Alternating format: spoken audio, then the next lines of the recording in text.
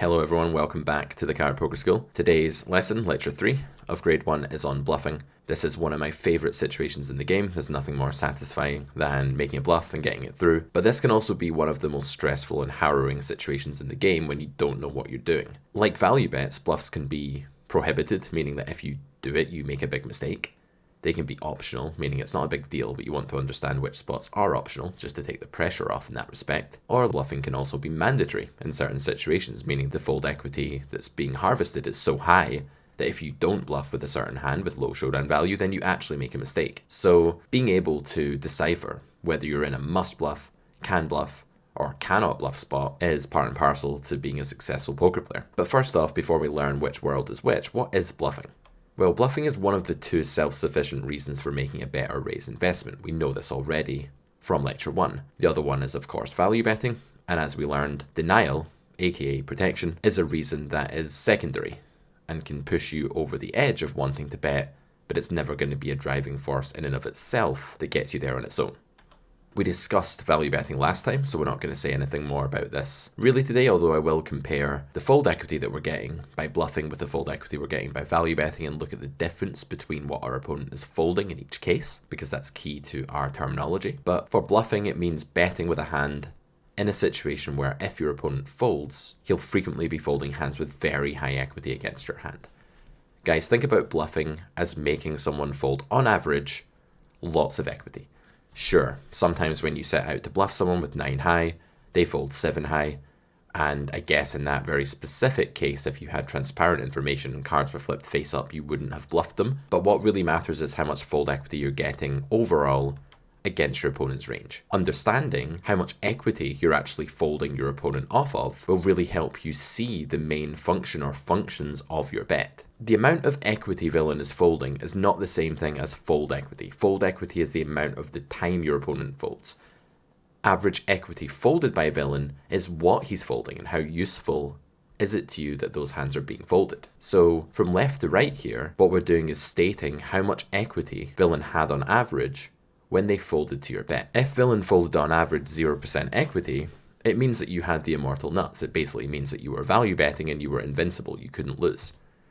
That's not a bad thing. It's not a bad thing that villain has folded 0% equity. I mean, clearly we'd rather he called, but we don't get to mind control our opponents into paying us off whenever we want them to. There are things we can do to aid in that process, like bluff at a healthy frequency long term.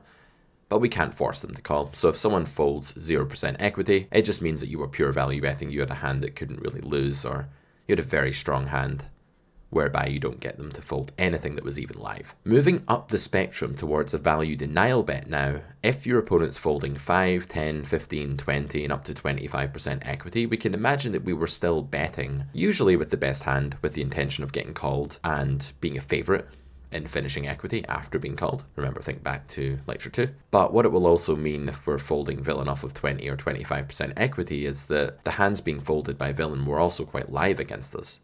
We don't expect to make villain fold a better hand at this level of equity denial, but we do expect that we can call the bet at least in some way a denial bet as well as a value bet. That's to say that the fold equity we're getting here is actually useful.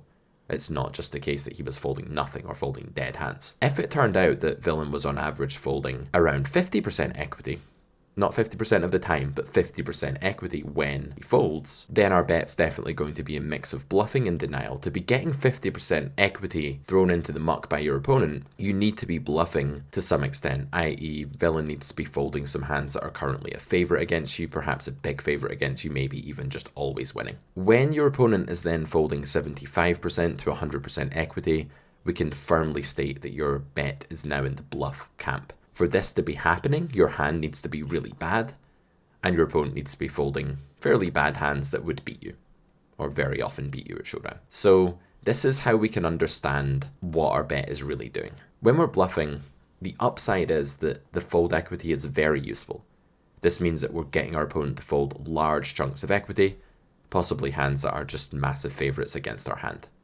This is much more useful than the 15, 20, 18, whatever it may be, percent equity we get our opponent to fold when we're just merely denial betting. But as we've seen, denial betting is not really a thing in and of itself. You can sometimes make a bet that does get villain to fold hands with 20 or 25% equity, or 15% or whatever it may be, just anywhere in this region, but that bet has to have a primary purpose, like value betting or bluffing as well. So with bluffing, we get very useful fold equity when the bet works, but of course poker is a game of risk and reward. There is also a downside, and the downside to bluffing is that we lose extra when we get called. We usually lose, and that extra money that we invested, we didn't have to invest, and therefore we have to weigh up carefully whether the fold equity we're getting is useful enough, whether we're getting it often enough, and whether those two things stack up to create a promising enough scenario that we can afford to bear the downside, that when we get called we lose extra. That's really what bluffing is. It's risk reward, it's a trade-off, and our purpose today will be to separate candidate bluffing situations into 3 spots, like I said,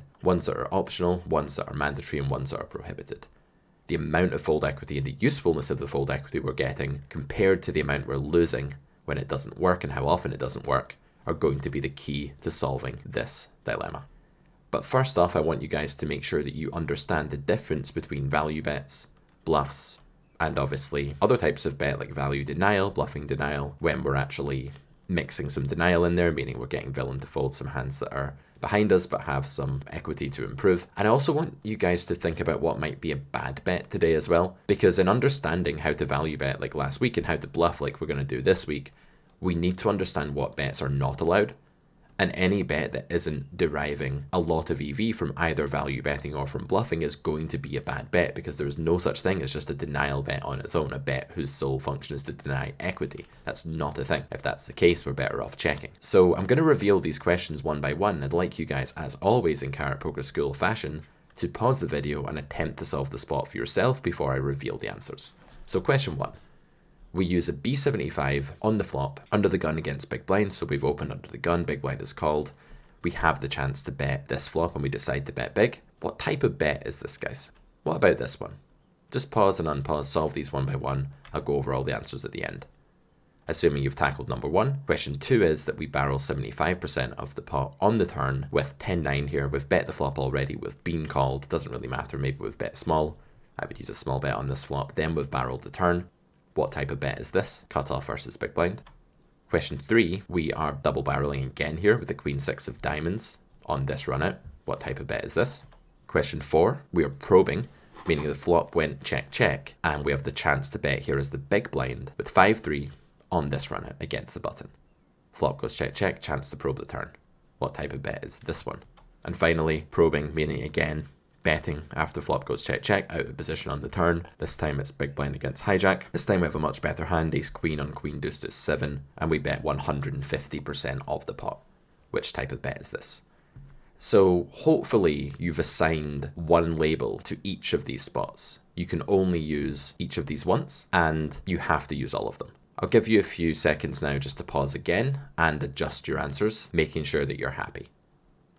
And with that, let's look at some of the answers here. Starting with question 1. This bet's quite interesting because there's quite a lot of different things going on with the B75 on this texture. First off, we're definitely bluffing in quite a large way because there are numerous combos of better hands than ace-king, hands that are way ahead of ace-king, that villain is folding here.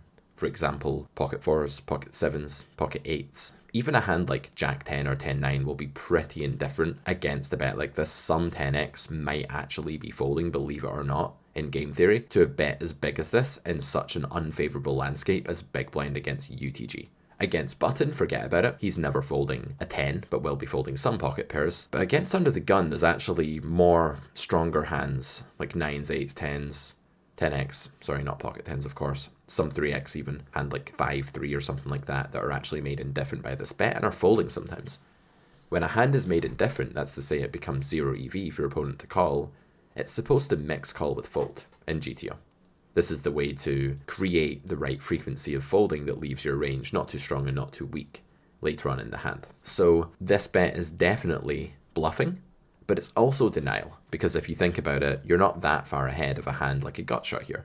If villain folds Jack 8 of diamonds, villain is folding a bunch of different outs. Not the Jack, because that would make you a straight, but take a hand like 9-8 of diamonds. Again, the Jack isn't useful, but the 9, the 8, making him fold these pair outs, this is good.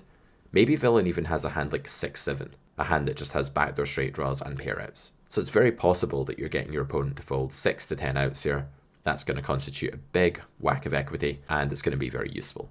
So fold equity here is incredibly useful, both in the sense of bluffing and in the sense of denial. This is a bluff denial bet. You could even add in an element of value to this bet in a sense, in that villain is calling you with some hands like ace-jack, or something like jack-9, jack-8 with a backdoor, hands like this. So bluffing denial.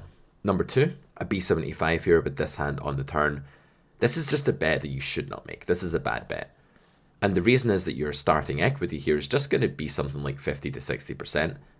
You don't have enough starting equity to make this bet profitable for value because your finishing equity is going to be too low. Given that you're checking back and actually closing the action here if you check, checking behind is by far the best play. Betting here would be misguided.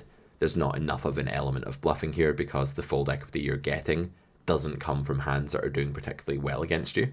The types of hand you will fold out here by betting will not really be many better hands, although there'll be a few, like King 9 maybe, but there'll be a lot of worse hands actually folding here, hands that aren't useful for you to garner fold equity from, such as King 8 or something like that. So if villain is mainly folding hands that aren't doing very well, then this isn't enough of a bluff. Sure, you can make him fold better sometimes, you can make him fold live stuff, but it's not worth the investment. It's not enough of a bluff, and certainly this hand is too weak to value bet. Question 3, this bet is absolutely okay. You might look at this bet and think, you can't just bet Queen 6 here, you've got nothing. As long as you don't do this all the time, you don't actually need to have a draw to bet this hand. And this would just be a pure bluff, basically, right? There'd be no problem with this. While the hand is very dead when you're called, fortunately for you, the fold equity you get is incredibly useful. The more dead your hand is when called, the better your fold equity actually is in a sense, because you're making your opponent fold a bigger amount of the pot. And that's the way to think about bluffing. It's a trade-off. I don't have very much going on if I check. The EV of check is low. The EV of bluffing is also low, although probably around 0 or just better than 0. So bluffing is fine. This is a pure bluff. The fold equity is extremely useful. Question 4, probing B33 with 5-3 of spades. This one is definitely value denial. The hand is very vulnerable in the sense that villain has a lot of big cards that are folding here that are very live against you.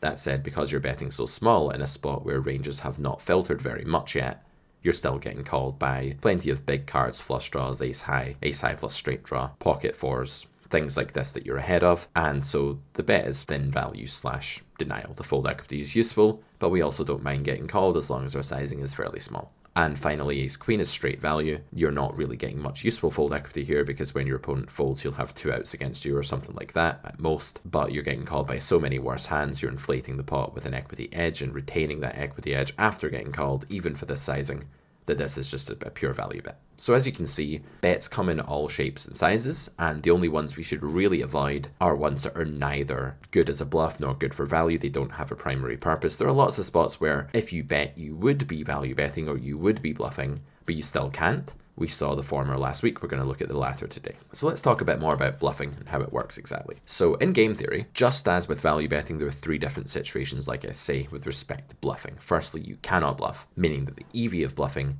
is lower than the EV of checking, and your bet would be as a bluff if you bet here. That's important, right? Don't muddle up different reasons for betting. Secondly, it's optional to bluff, meaning that bluffing and checking have the same EV.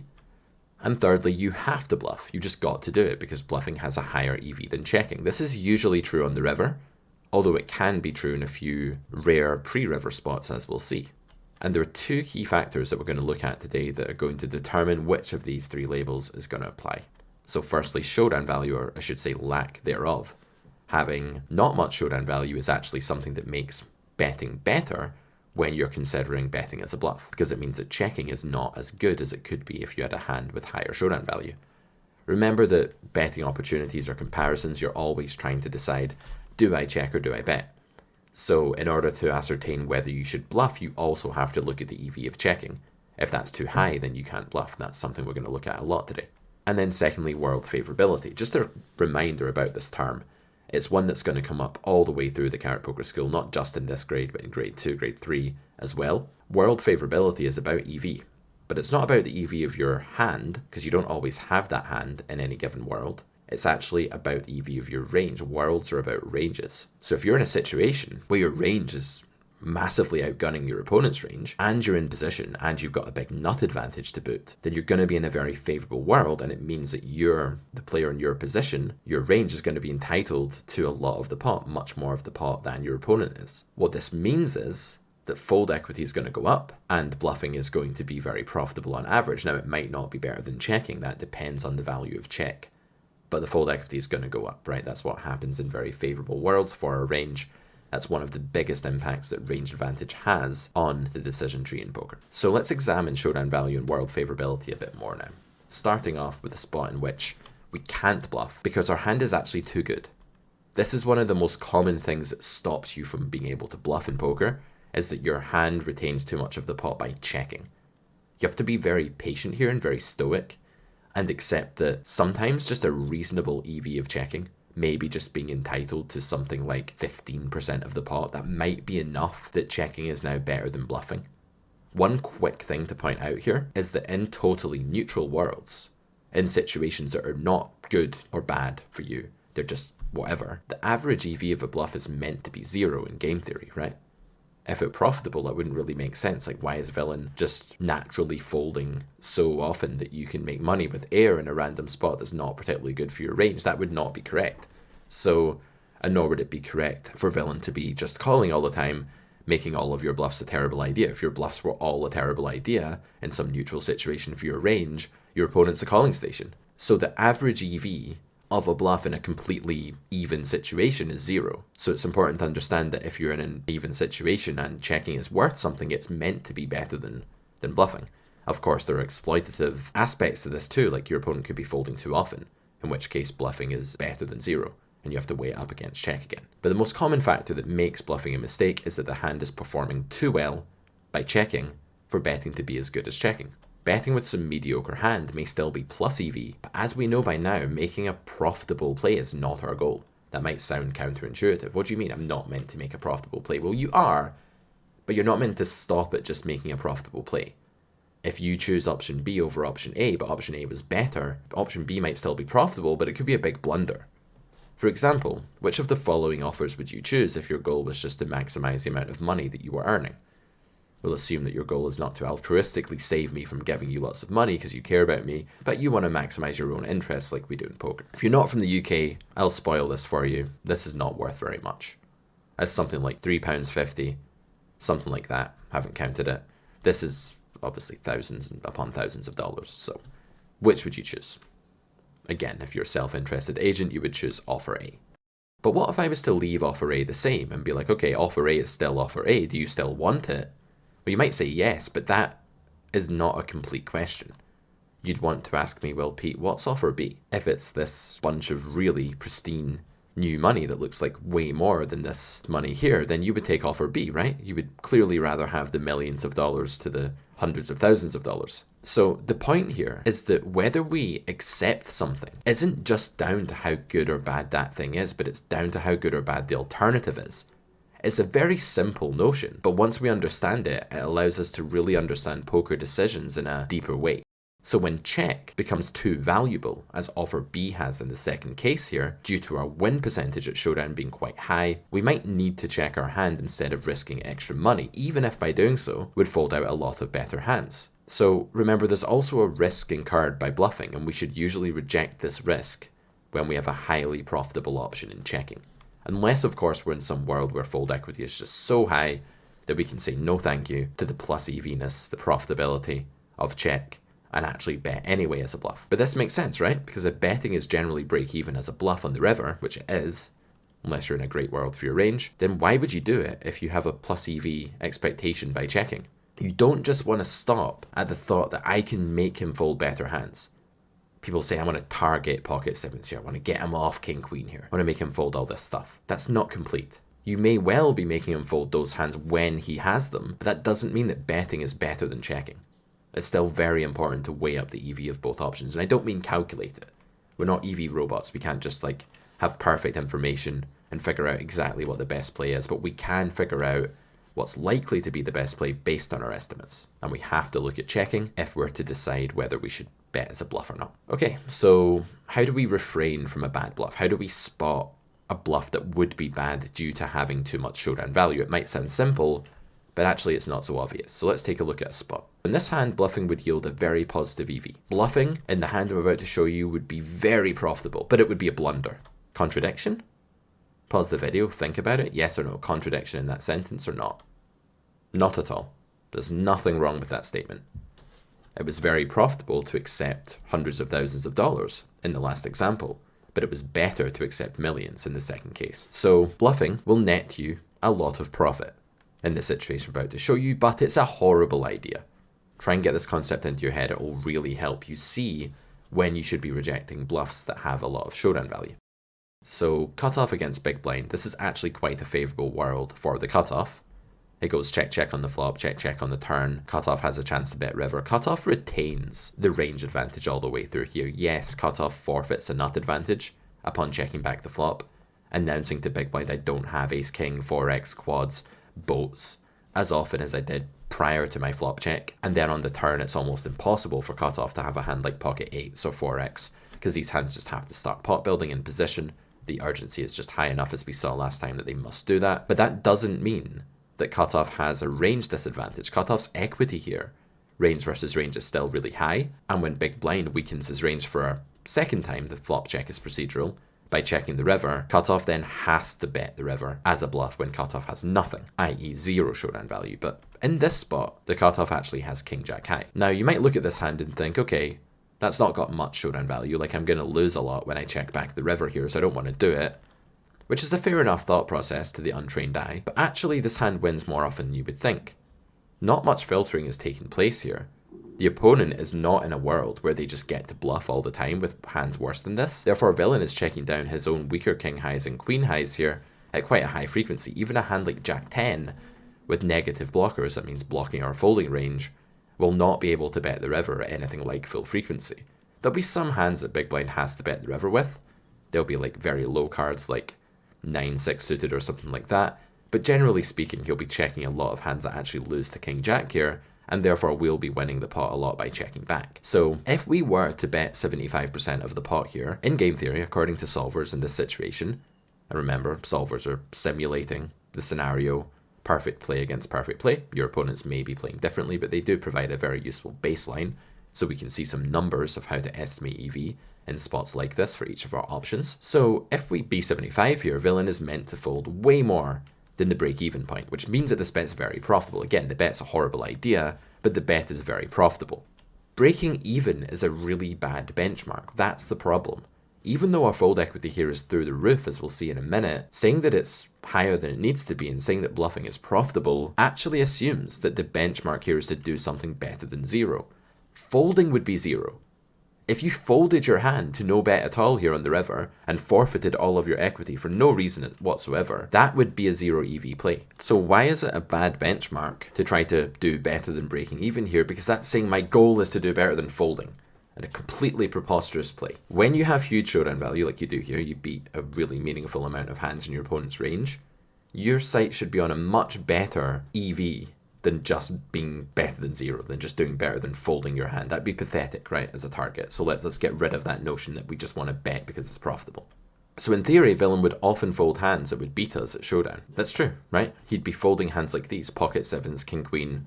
Sevens is meant to mix a bit of call in game theory. Again, we don't know how often your opponent is folding these hands. I suspect people will maybe call with sevens more than this, but still mostly fold king queen. But in any case, it doesn't matter. There's still a lot of fold equity here from stronger hands in your opponent's range. But the issue for us is that that's not enough to guarantee that the EV of this bet will be better than checking. This is a cannot bluff spot. This is still a can't bluff spot because checking is better. When you actually compare EV, you see that checking will net you 46.49% of this pot. That's a lot of chips, right? However, betting is still profitable, but even the most profitable bet, which is actually a small bet, is only going to net you 41.91% of the pot. So this is a really important moment in your poker career where you truly try to compare EVs maybe for the first time and actually see that your target for bluffing needs to go way up as your hand wins more often and as the situation for checking just gets better. Compare. Don't just look at bluffing and say, oh, I can target sevens, I can target king, queen, I'm going to bet. Look at the big picture. Compare EVs. Super important point. Let's move on to unfavorable worlds now. So in situations where our opponent has a big range advantage, what's going to happen is that our fold equity is going to be lower. We call these unfavorable situations because they basically mean that our range is entitled to not very much of the pot. And what that means is that we'll need to have higher standards about what we bluff with. This means choosing our bluffs a lot more selectively than we would have had to in that world that we just looked at. In that very favorable spot, cutoff versus big blind, if we'd had nothing, it would have been completely mandatory that we bet. And we wouldn't have had to care about our blockers or anything like that. The only reason we didn't bet with King Jack is that we didn't have nothing, right? We had a lot of showdown value. But when we're in a world that's actually really bad for our range, what's going to happen to our fold equity is it's going to plummet. It's going to go down at quite a rate of knots. And this means that we have to be picking our bluffs now based on having nutted redraw or positive blocker effects. So nutted redraw is obviously something that's not going to exist on the river because there are no more cards to come, so we'll just think about that on the flop and the turn, but I'm going to focus just on turn today. The flop is a very bizarre street where there's such a mixed bag of reasons for betting. Denial is such a bigger factor that I want to just ignore flop for now, mostly, and concentrate on turn and river bluffs. Then when we get to the river, it's all going to be about positive blocker effects. There are no more cards to come. We can't use equity to separate our bluffs because all bluffs have the same amount of equity, basically 0, usually. Unless they can sort of check for some of the pot, but that's different. If they bluff, they will have 0 EV when called. That's the idea. That's fine, because we're hoping not to get called. So on the river, it's mainly just having positive blocker effects that matter. That means that you have blockers, you have removal effects in your own hole cards that remove some combos that your opponent is calling with, and hopefully unblock some combos that they are folding. Sometimes unblocking a folding range is actually more important, as we'll see all the way forward in grade 3. We'll cover this a lot when we talk about triple barreling and bluffing. So here we have a classic turn probe spot, a very horrible spot for big blind's range. I want you to view this spot as horrible in theory. You shouldn't get to this spot and be thinking, aha, he checked back on the flop, so I can do what I want. No, this flop checking range is properly protected. While it doesn't have the absolute nuts that often, it does condense, it moves towards the middle. Remember, your opponent's also going to be bluffing the flop with air a lot of the time. The types of hand that really often check back here are things like pocket kings, weak ace-x, king queen, king jack. There's some air in there too, there's some stuff that he's folding, but the cutoff's range contains plenty of bluff catchers after checking back, and in order to protect himself, he'll just defend a decent frequency of the time in position. Therefore, out of position, you're just not leveraging. You have some fold equity against a balanced player. Against some people, you have no fold equity here because they're just checking back hands they intend on calling and c-betting all of their air. Look out for that guy. But in general, we want to be aware that this is a bad spot for range, where if you lead with absolutely nothing, the idea is that you could have got back a few percent pot by checking and just trying to realize your outs, and bluffing is probably either 0 EV or even negative if you go too big in some cases with air here, because the world is so unfavorable. Remember, favorability concerns EV, the EV of your range, and that's a function of your range's equity, but also your position. So with 9-6 suited, you have a horrible hand, obviously, right? If this was a good spot to bet in, i.e. a spot that was great for your range, there'd be nothing wrong with bluffing here. If you were cut off with this hand and big blind checked you and you're in a delayed c-bet spot, or even a flop c-bet spot, there's no problem betting a hand like this whatsoever. But when you're the out of position caller and you're the one with the range disadvantage, the one whose range is drowning in air combos, it's no longer okay to bet this hand. This is a cannot bluff spot. In fact, we can go so far to say that betting here is a categorical blunder. Very strong words, right? Scary term. Ooh, categorical blunder. But it really is, guys, because our opponent has a range advantage and a positional advantage here. That's going to reduce fold equity. Usually when someone is in position on the turn in GTO, they will slightly underfold compared to your break-even point, which means this hand may actually lose money, may actually become negative by bluffing, although it will have some outs. It can hit a pair, which will win occasionally on the river. Just because the 9 and the 6 are bad outs, it doesn't mean that they never win. There are times when your opponent calls with king jack of spades here, you check, he checks back the flop, you bet turn, he calls, and then you bink a 6 and win on the river. Villain checks back with some showdown value, so you win. But the problem here is that it's not very many outs, they're not very good outs, and they're not enough to redeem the fact that your fold equity is quite low here. So in position players in spots that are good for their range usually slightly underfold compared to that break-even point. Why do they not massively underfold if their range is doing so well? Well, the idea is that a solver here, when it folds, let's say you bet 33% pot, weird sizing for this spot, but let's say you did it and they fold 23% of the time, Remember, the break-even point would be 25. The reason they don't fold 0% of the time or 5% of the time is that they actually credit you with having not bluffed this hand, with having bet a more selective strategy with bluffs that have a little bit more going for them, and that you've controlled and contained your bluff frequency and don't have a massively out of proportion bluff to value ratio. If you lock a solver, there's this thing called node locking where you can tell a solver, I want to play an X way, what are you going to do to me now? If you tell a solver that you're bluffing with this hand and everything like it, everything under the sun, effectively, the solver will just start never folding. It will raise the hell out of you, and it will call everything, and then just bluff later or win with showdown value or whatnot. So if you actually make a practice of bluffing this hand against a good player, the good player will call almost their entire range on the turn. The only reason your theoretical fold equity is almost enough to break even here is that they credit you with not bluffing this hand. So I want you guys to understand that, right? That when I say categorical blunder, I mean against a solver who doesn't know your strategy. If the solver knew your strategy, it'd be much, much worse, right? So just be extra careful here. But even in theory, you cannot bluff this hand. Citing a lack of showdown value is not sufficient. It's like running into a burning building to retrieve your wallet and possibly incurring third-degree burns in the process. It's not worth it, right? Just cancel your bank card. No one has cash these days anyway, right? But the point would be, just because bluffing is the only way you can win the pot doesn't mean that it's not still worse to bluff than to check. And when you're in really unfavorable worlds, this is exactly what happens. So you really have to start asking yourself, how favorable / unfavorable is this world for my range before you make up your mind on what to do. And turn probe opportunities are usually unfavorable and demand a selective bluffing strategy. That's because the pre-flop raiser will retain their range advantage, not their nut advantage, but these two things are different. The cutoff in this case will retain the range advantage upon checking back flop here, and thus be slightly underfolding the turn due to position when you bet. And again, if they knew you were betting this hand, you'd get absolutely murdered here, crucified, destroyed. So you have to be careful. This is the EV of betting. If you overbet, you can see it's actually minus 3% pot.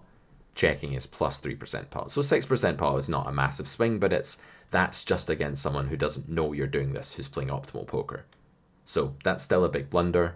Throwing away this amount of chips is a very bad idea against an opponent that you don't know, that you have no read on. If you do this over and over again, it can be the difference between winning and losing, just making mistakes like this. So look for more favorable criteria for your hand before you bluff in very bad worlds for your range. Okay, let's move on to optional bluffs and stop being so negative. Up until now, I've been like, don't bluff, you can't. There are so many spots where you can bluff, and there are loads where you actually have to. Let's move on to these now. So when you're not in a highly unfavorable world, and you don't have too much showdown value to bluff, remember these are the two criteria we just listed that prohibit you from bluffing, then it's very likely that you'll be in an optional bluffing spot. You might not be. You might be in a must bluff, a favorable world where you just have to bluff. But for now, let's concentrate on the spots where it's merely optional. So spots that are optional bluffs, and this applies to when you hold either an air hand or a draw, are ones like these. So c-betting the turn, double barreling. This is usually a fairly favorable world, not always. It depends on the card that comes down. But very often these double barrel spots are good worlds for your range because your nut advantage and position are often enough to redeem the fact that you have a range disadvantage when your opponent calls a flop. Some turn cards are so good for you that they even give you an equity. They reinstate your equity advantage that you lost when your opponent called the flop, and you have a nut, range, and positional advantage, and in those spots you can just kind of completely go wild. Delayed c-betting. Again, you retain the range advantage when flop goes check-check if you're properly constructing your checking range as a would-be c-better. So delayed c-betting is usually a world where your fold equity is way above what it needs to be, and it's a spot where you can bluff. The only reason it's not a must-bluff spot is that you can wait until the river. Probing the turn on a low connected board. If most boards are bad for you as big blind because your range is too dense in low cards, it's not that button doesn't have, or hijack or whoever it is that's opening, doesn't have some low cards too. They do. But the problem is that the big blind's range is more concentrated, more dense in that region as a proportion of his range than the in-position player, the raiser, is in a single raise pot. So if the low cards are usually a disadvantage and Achilles heel on boards that are larger and more normal, like King Jack 4-3, where there are just a couple of high cards, there are normally a couple of high cards. This is why low cards suck, because high cards are common. There's lots of them that can come out, and usually one or two of them do. But sometimes big blind will get lucky and the board will run out like 6-6-5-4 or deuce-deuce 3-7 or something that's really low enough and wet enough, connectable enough, let's say, you can connect with the board, that big blind's range is actually going to be doing better than the razors. This can happen. This is now a favourable world, and thus you can bluff, or you can wait till river to bluff usually. But now it's actually you that has to do the bluffing at some point. Betting the flop where your range is stronger than your opponent's, but not massively so. This is most flops. Some flops are so amazing for the pre-flop razor that they have to bet everything. Very few flops are horrendous and you have to check everything, though they do exist, like 6-5-4, hijack versus big blind. Got to check everything on a rainbow 6-5-4. But on most boards, you're able to do some betting. And it's going to be optional, therefore, on most boards, like Queen 7-3, two-tone, it's going to be completely normal to bet with Jack 9. Doesn't matter whether you do it or not, as long as you don't do it always. You're playing solid poker, but you need to do it sometimes.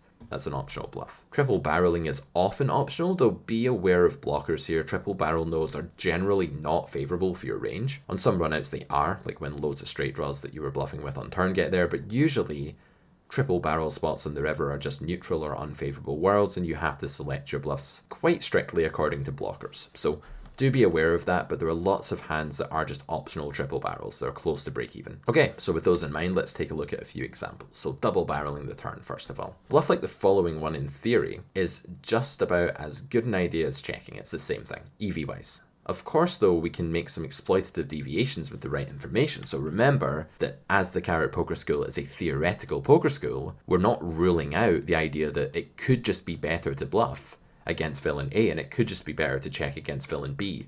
Optional bluffs are only optional against theoretical players, against solvers. However, very often you just don't know which way your opponent is leaning, and it's okay to just assume the bluff is break even because you have no idea whether it's good or bad. Compared with checking, of course it'll be plus EV in these nodes, but will it be better than checking? Plus EV is a useless benchmark, as we've seen. So, cutoff here, B33 is the flop, 1/3 pot with Queen 10. And has the chance to bet this turn. You might look at this turn and be like, oh, I don't like it. I'd rather have a flush draw. I'd rather have blah, blah, blah. The problem is it doesn't matter. Poker doesn't care that you'd rather have a flush draw. Poker's not asking you to substitute your hand for a flush draw, trade it in and get 2 spades. Poker's asking you whether it's better to bet or not with this hand. And let's face it, whatever you do with this hand, it's going to suck, right? Our hand is not very good, but that's perfectly okay because our bluff generates its EV by harvesting fold equity, not from making a strong hand. So when you bet this hand, you're not trying to make a flush. You're not trying to make some kind of nutted hand and get paid off. You're just saying, I think my fold equity is good enough that bluffing is okay, but it's not so high that I have to do it. Even if it was high, we'd still have the river. We could probably wait, right? So whatever we do in this situation as big blind, as cutoff, sorry, we have very low pot share in EV. We're not going to get a lot of chips back. Bluffing is not going to do much for us, but it might be slightly profitable, as will checking be slightly profitable, because we can bank a queen or a 10 on the river and just sometimes win with a pair. So the solver here, and it's picking mainly overbet, that's the sort of darker purple shade there, is an overbet. The slightly lighter red is a B75. As you can see, it's not really using small bets in position. This is really standard. We'll talk about this a lot in grade 2, but we are looking at a strategy of just either overbetting or checking this hand. It doesn't matter. There will be some hands here that have really bad blockers that we don't want to bet. If I make the suit diamonds, for example, that's problematic. But generally speaking, this hand is absolutely fine. Diamonds is problematic because it blocks your opponent's floats, as we would say on the flop. Hands like Queen Jack of Diamonds that call flop to fold turn, Queen 9, Queen 10, that sort of thing. So whatever we do here, we don't get much of the pot. Let's accept that with Queen 10 of Hearts. With this hand, we get much more of the pot, whatever we do. So it's not better to bet Jack 9 than to bet Queen 10. It's just better to do everything with Jack 9, apart from fold. No matter what you do with Jack 9 of spades, you have a way higher EV than you have with Queen 10. That doesn't mean that it's better to bet, it's just better. The EV difference between betting and checking with both of these hands in equilibrium is 0. That means that they're both the same to bluff compared with to check. And that's what's important. So here's another example. So in delayed c-bet spots, you can usually get away with bluffing even more liberally. And this is because, remember, delayed c-bet spots are notoriously favourable worlds for your range. Your opponent has not filtered by calling you on the flop. They've not shed their weakest hands. They've not got rid of the toxins from their range, I like to say. So their range is still drowning in terrible hands and garbage. In this situation, cutoff has the chance to bet the turn, having checked back on the flop. Cutoff's hand is the Queen 7 of Diamonds, just a random airball. You can get really lost in poker if you start saying, I don't want to bet this hand, it has nothing. If your criteria for bluffing a spot on the turn is whether you have something, you do not understand bluffing. You're doing it very wrong, my friends, right? You need to be thinking about bluffing in terms of, is it better to bluff than to check? Checking sucks. So does bluffing, right?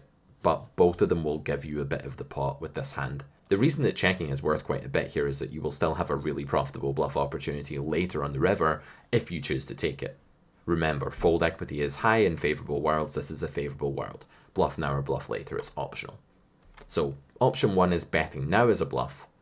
This will be very profitable because villain's weak range is folding a lot more than our break-even point necessitates. To bet 33% of the pot here, again, we need 25% fold equity. To bet 75, we need 42. To bet 150%, we need 60. You can go all the way up with these milestones. But the idea is that no matter what bet size you choose here, you will be getting more than the break-even point fold equity due to the favorability of the world. This is core. Absolutely key concept. So if we do choose the smallest bet here, which I don't generally recommend people do in position, you can. There are spots where it's totally fine, but I prefer to keep it simple in position and just use a bigger bet or a check and just polarize a bit more. I think it's way easier to play and way more intuitive. More about that in grade 2. But against the B33, the fold equity here is actually 42 to 43%. This is absolutely enormous. This is the mathematical fold equity for a B75, and he's folding this much to a B33. That's because Big Blind's range is really pitifully weak here. That's what's going on. So if we didn't have this range advantage that we have here, boosting our fold equity, it would be much lower. It'd be around 25% only. But why is checking still okay? Why are we not having to bluff then if bluffing is this good, if we're getting this much more, 17, 18% more fold equity than we're meant to get mathematically? Why do we not just do it every time in theory? Well, the reason is that we can still do it on the river. Our opponent is still supposed to check the river with lots of bad hands like king high, and we're supposed to bet there. If you're against someone who's going to lead the river like a donkey every time you check here, just bet the turn with this hand and just trap all of your good hands. Exploitatively, there are ways to beat these people, and these exploitative roadmaps become extremely clear and illuminated by an understanding of theory. So my hope is that having worked your way through the Carrot Poker School grade 1, grade 2, grade 3, you will start to spot all of the situations in which your opponents are imbalanced and take advantage of them, basically. The more we know about theory and balanced, solid play, the better we can see when our opponents fail to do that and in which direction, the better we can therefore target their weaknesses. It's kind of predatory, right? But we need to know what they should be doing in order to target what they are doing. The reason that bluffing is merely optional is that we can delay until the river if we choose to. So here's a very common pitfall, and the title of this slide is intended to clarify this pitfall for you guys once and for all. What you should do is compare the EV of your actions. Is it better to bet or check, or is it indifferent? We saw with two terrible air hands here, the Queen 10 of hearts firstly, and then the Queen 7 of diamonds, that in both of those spots, checking was worth not very much and neither was betting. Second spot, both were worth more than in the first spot, due to range advantage, but we saw that when we compared bet with check, in theory there was really no difference, that they were optional bluff spots. What we mustn't do is start comparing a hand that we do have to one that we don't have, because this doesn't do anything. This is just confusing. You might feel better about bluffing when you hold Jack 9. You might compare your emotional state. I feel better about bluffing. I like bluffing better when I have the Jack 9 of spades on this turn, rather than when I have the Queen 10, whether it's a double barrel spot, whether it's a delayed c-bet. Of course you feel better when you have a flush draw, but that's not because it's more of a mandatory bluff or less of a prohibited one. It's actually just because that hand wins more often whatever you do. You still have tons of EV if you check a flush draw here. People forget that you got bet because you have a flush draw. No, you still retain a load of EV by checking back that draw. You can bluff river if you miss. It's okay. In fact, that suit's very good to bluff river with if you miss on a check-check turn node. There's a reason for that based on blockers. See if you can figure it out. I'll give all this away in grade 3 though. But that only means that one hand is better than the other. The fact that you would rather have Jack 9 than Queen 10 means that it's a better hand. That's like pre-flop being like, oh, I've got Jack 10 off on the button, I'm just going to fold it because I'd rather have aces. No, that's not good thinking, right? Neither of these hands is better to bluff than the other. Jack 9 has more EV if it bluffs than Queen 10 does, but that doesn't mean that you should bluff Jack 9 and not Queen 10. Because it's EV gain between betting and checking that matters. Choices are comparisons again. So here's an analogy to help you solidify this once and for all. Imagine being in a 5-star gourmet restaurant. Your food would be better to eat than to not eat, right? You've just sat down for dinner. You've got some lovely like lobster and shrimp thing with like loads of beautiful side dishes and fine wine. It'd be better to gorge on that food than to not, right? In that situation.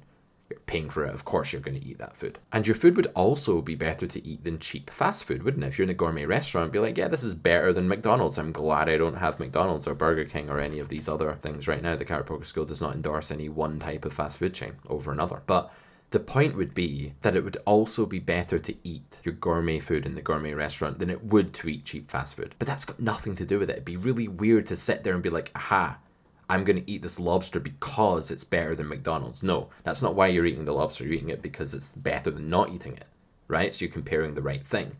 The choice is between eating the food and not eating the food, not between the food you have and food you don't have. That's not a choice. That's absurd. You sound like a maniac. Ah, waiter, yeah, that food was really good. Thank you. It was much better than a Big Mac meal. That you sound like an absolute weirdo. So you don't compare this to this. When you're in a gourmet restaurant, you just enjoy the fine food. This looks like some kind of lovely prawn/shrimp chili Japanese dish to me. And that's a classic burger, right? But if you're in the fast food joint, right, you've got the bad food, relatively speaking. Nothing wrong with a nice greasy bit of fast food sometimes, in my opinion, but it's worse than the gourmet 5-star restaurant food. But you still eat it, don't you? You don't compare it. You don't sit there in a fast food joint, in a burger joint, get your burger in front of you and go, do you know what? I would rather eat 5-star gourmet Michelin star food, so I'm not going to eat this. That's absurd. You don't have the option to eat the gourmet food when you're in McDonald's. So next time you're sat there with a hand like Queen 10 on this turn, stop thinking about Jack 9. The spades, you don't have it. It doesn't mean anything. And in fact, what happens if you just build your betting range around the Jack 9 of spades here is that your turn betting range is just basically value or really high EV bluff. You need to have low EV bluffs in your strategy long term to stop you being exploitable. If you never bluff Queen 10 of hearts here, you're betting a stupidly strong range and you're actually playing really bad poker because you're betting just very good hands and quite good hands in a spot where your range is really powerful and where the fold equity is through the roof. The thing that actually benefits in a world where fold equity is high is your air. Your good hands and your draws don't benefit as much as your Queen 10 of hearts do from that fold equity. So you should bet Queen 10 of hearts now or on the river, and you should bet Jack 9 now or on the river. They're both optional bluffs, believe it or not. Okay, this takes us on to the comfort blanket fallacy, which is why people think in the way I've just outlined that you guys avoid. The comfort blanket fallacy is a mode of thinking which suffers from emotional interference, aka tilt. Maybe not like throwing the mouse against the wall or smashing the keyboard off the desk tilt, but certainly tilt in the it's a deviation from your most logical and rational thought process that you could have had. So the comfort blanket fallacy is when we express some kind of attitude or taste and allow that attitude to infiltrate our logical framework.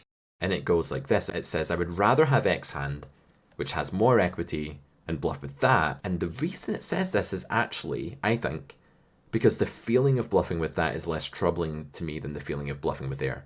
It's very obvious, right?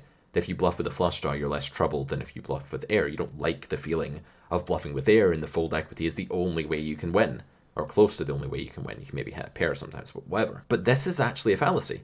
This thought is so natural and so attractive, but then so are so many of the thoughts that are bad for us in poker. A lot of them are really intuitive, but this doesn't compare the EV of bluffing with that of checking. It just says, I don't like my hand. You're not meant to like your hand when you're bluffing, right? Bluffs are bad hands.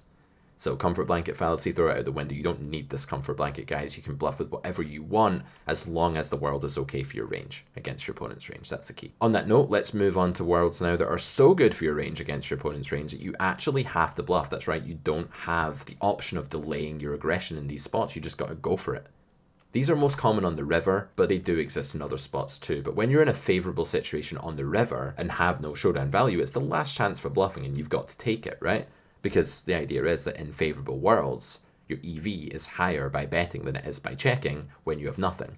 Because checking is worth 0 when you have nothing, and betting is worth more than that because the fold equity is above the mathematical amount based on a range advantage. Ranges aren't created equally. They're not meant to be. GTO is not recommending that people fold exactly the amount of the time that makes their opponent indifferent to bluffing unless the world is neutral. That's the key.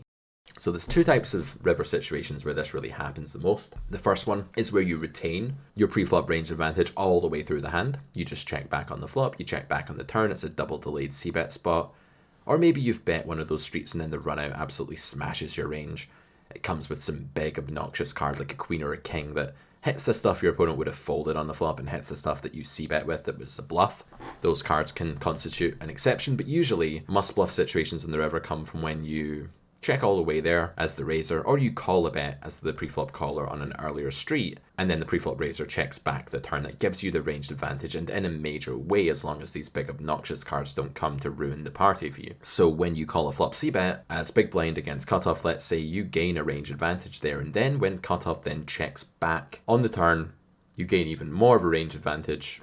Cutoff is capped, yet polarized from betting flop, just very weak. So in these two spots, your fold equity will be high enough to make betting profitable, while checking with little to no showdown value is worth basically nothing. There are also a few must bluff spots earlier on in the hand, but these are rarer, right? So sometimes we can actually reach a spot early in the hand where we have to bluff too. That's weird, but it can happen if the world is hugely in our favor. For example, c-betting the flop with a very big range advantage and no showdown value. This is a spot where you might be getting so much fold equity that you have to seize it now. Imagine a world where your range was something like pre-flop. Let's say it was like all of the combos of aces and one combo of 7 deuce, and my range was just like any two cards. You have a massive range advantage, right? But if you had the 7 deuce, would you bluff pre-flop? Would you raise, or would you just limp and let your opponent see the flop? You would definitely bluff immediately, wouldn't you? So when range advantage gets massive, this thought experiment shows us that you actually have to bluff immediately in these extreme cases. If you're out of position with a promising draw that has 0 showdown value, we saw this in lecture 1, checking a frail hand like this with some prospects might be incorrect because that hand can't realize equity by calling or raising. It's not good enough for either of those options, but it can bet, and it needs the fold equity immediately. Double barreling, a very good turn card for your range. This can again create some kind of mandatory bluff situation, particularly when your draw is really nutted, like it's to like one of the best flush draws in these situations, or nut straight draw. These situations actually warrant mandatory bluffing in some worlds on the turn, because you can combine really high fold equity on a really good card of your range with the ability to hit the nuts in some branches of the tree and win a really big pot from then on. But other than that, most of the juicy looking bluff opportunities, most of the spots that people bluff in like a live 2-5 game or something are just optional. They're not mandatory. You hear people say, you should have bet the turn with that flush draw. You should semi-bluff. They're actually, no, you don't have to. You can, but unless your opponent's folding too often or something, you don't have to. Checking is worth a lot too. So again, I'll just caveat this by saying there are other factors at play here. There are loads of exploitative factors as well that can play into this, and many of these mandatory bluffs may actually become optional or even prohibited against huge calling stations. But one of the biggest mistakes that people make at grade 1 level is missing mandatory river bluffs. This is such an epidemic, it's a huge thing, and you've just got to be so careful about this. When you don't bluff a hand in a spot where your fold equity is higher than it needs to be and your hand shows down for none of the pot, it's a huge blunder. More about this in grade 2, but yeah, be careful for these situations, try and identify them. Hopefully today's class has helped you do that. Let's look at a couple of examples before we wrap up. So number 1, double delayed c-betting. So beginners fall into the trap a lot. You'll see this in a live game. You know, I play in London. Sometimes I play like live 1-2 with some friends and drink some beers and have a good time. But what I see live players do is just they play like a 3-way pot where one guy opens under the gun, 2 people call, they check down some board all the way to the end, and the under the gun player shows like jack high, like jack 10, and it's like, wow, that's such a profitable bluff spot for you at some point on that board. But you're not interested. They're not interested in these small pots because they don't understand that bluffing is so much better than not bluffing. They're not actually thinking about their EV. They're just thinking, oh, it's a small pot, I don't care, I don't rep anything now. They've got all these bad thoughts that are just incorrect and misleading. So yeah, like this happens a lot. We will explore this more in grade 2, but for now, the following spot is absolutely must bluff. Villain's weak range is folding way more here than the break-even point mathematically. Remember, in unfavorable worlds, he's not meant to meet that MDF target. That's purely hypothetical and assumes neutrality, assumes an equality of ranges and positions and etc. All of that. And checking would simply lead to 0 EV in this spot. So if we have Queen 6 here on the river, we don't get any of the pot as cutoff here by checking back a 3rd time. This hand checks all the way through, as you can see, and you have to bet this hand. The solver there is betting every single time. It's choosing either an overbet or a big bet, and that's just the way it's constructing its range. That's not really a big deal. I don't want you guys to worry about sizing here. Don't be sitting here thinking, but Pete, what's the sizing? It doesn't matter. Just bet. As long as you bet something that's not like one big blind here, you'll be doing fine. As long as you bluff this hand, you'll be getting way more fold equity than you need to break even for that sizing. If you bet 1/3 pot, you'll get more than 25%, 75% pot more than 42%. You know, the trend goes on. So for B75, it's about 42 to 43% fold equity to break even. But due to a crushing range advantage, absolutely huge range advantage here, the jack is another card that helps it even further. The big blind will be folding 62% of the time in GTO. Doesn't GTO make bluffs indifferent? Not in worlds that are highly unequal. So this is a lot of fold equity. Saying no thank you to this just because you don't care about a small pot or because you feel like you can't rep anything, you can have so many underpairs, ace-x or a jack here, or even something like a boat of jacks that you've just made or something. There's so many like beginner poker players here that just I see them check down in the spot, and it's one of the most horrible things you can do. It's one of the biggest, most harmful mistakes possible in the game, and because people don't really teach poker properly, no one even learns about this. They don't realize how bad this is until a stronger player one day points out to them. But you've really got to see why this is bad, right, in order to really be inspired to avoid it. How good does checking feel now? Just want to check down that small pot, not care about it. Oh, I got queen high, mate. What have you got? Oh, you've got king high. You win this one. No one cares. It would be spewy for me to bet here. I wouldn't rep anything. Nonsense. You just win so much money by betting here. Not that that's necessarily enough, right? It has to be better than checking, but checking sucks. That's the point. Okay, so mandatory range bets on the flop now. As I say, some flops are so good that we need to do all the betting. It's our range that has to do that. Our range contains all the strong hands. Big blind caller's range contains lots of terrible low cards. Ace, king 3, king 7, king jack deuce rainbow. All of these spots are like range bet boards for the in-position player generally in GTO. And that's because you just have to bet immediately with air when the fold equity is absolutely sky high. You just need to do it immediately. You can't even wait. Not just that, but you can also value bet and to get denial too. You have loads and loads of value hands. So these basically end up being range bets because all of the constituent parts of your range want to bet in spots where you have a huge range advantage. And if you don't bluff the flop when you have a massive range advantage, you're going to fail to capitalize immediately on huge amounts of fold equity. Like, I mean, like double the mathematical amount of fold equity, that sort of thing. So you can usually delay your bluffing to the turn, to the river. You can wait unless the spot is just so good for you that you have to basically seize the day, carpe diem in these kind of spots when you're holding air. So in these spots, it's not even worth delaying the bluff because that just allows villain to realize equity. You want to just get that fold equity in its entirety right now in a spot like this.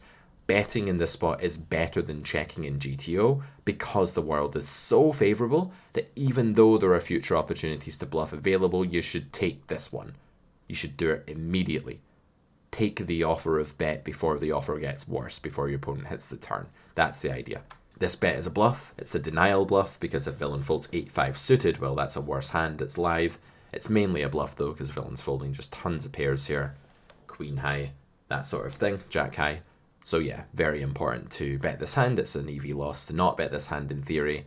In practice, it's probably even better to bet this hand because I don't think people raise you enough in ace king 7. They're meant to raise you, but they don't. At lower stakes, people just look at this board and think, this sucks for me. I don't want to raise. I don't want to bluff raise here, but actually you should be bluff raising here sometimes because you have a value range. You still have king 7, pocket 7s, etc. So versus B33 here, which is a tiny sizing, and you know the mathematical fold equity is 25%. In a neutral world, this world is so lopsided, it's so in under the gun's favor that the fold equity is 53%, guys. That's insane, right? Absolutely sick. That explains why you have to bet this hand now, why you have to do it immediately. Super rare for a board to be this good that you have to do that, but yeah. And that brings us to the end of lecture 3. Let's introduce the homework. This exercise is all about identifying which of these spots is mandatory to bluff in, which is prohibited, would actually be a mistake, and which one is merely optional. So you can see we have the same flop, but a bunch of different turn and river configurations here. I want you to pause the video, have a look at it, write down some answers, and we're going to go over the answers to this right now before we move on to lecture 4. So I'll give you a few minutes to do that. And let's assume that you have completed the homework and have now unpaused the video. If you haven't, please do.